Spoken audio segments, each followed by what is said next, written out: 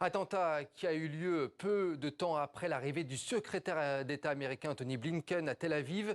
Antony Blinken qui demande à Israël et au Hamas de ne pas faire dérailler les négociations en vue d'un cessez-le-feu. Nous sommes à un moment décisif, a-t-il dit. On voit cela avec Antoine Joubeau. Une poignée de main pour la paix. Reçu par Benjamin Netanyahou, le secrétaire d'État américain Antony Blinken tente d'éviter toute escalade entre Israël et le Hamas. L'objectif est clair, assurer un cessez-le-feu et mettre fin à 10 mois de conflit.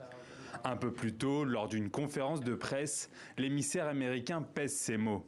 C'est un moment décisif. C'est probablement la meilleure, peut-être la dernière occasion de ramener les otages chez eux, d'obtenir un cessez-le-feu et de mettre tout le monde sur la voie d'une paix et d'une sécurité durable. L'enjeu est double pour les États-Unis.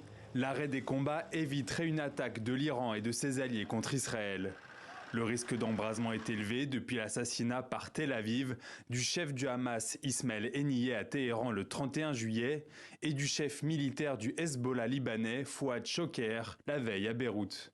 Pourtant, dimanche, le Premier ministre israélien gardait son ton invectif.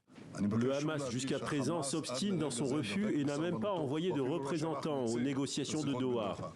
La pression devrait être dirigée vers le Hamas et non vers le gouvernement israélien. Alors qu'elle ne fait que commencer, cette visite n'est qu'un pétard mouillé pour les Palestiniens. À Khan Younes, ville qu'Israël menace de prochainement frapper, les Gazaouis n'y croient plus. Nous sommes extrêmement pessimistes. C'est la 4e fois qu'il vient dans la région. Jusqu'ici, il n'a obtenu aucun résultat ni progrès. À chaque fois, ça n'aboutit à rien. Il n'y a aucune négociation. Tout ça, ce n'est qu'une mascarade. Ils mentent au peuple palestinien. Ils cherchent juste à nous endormir. Sa nouvelle visite n'apportera rien aux négociations ou quoi que ce soit de nouveau. Ça va juste continuer à aider Israël. L'Amérique est synonyme de mort. Blinken est son ange de la mort pour le peuple palestinien, les Arabes et les musulmans.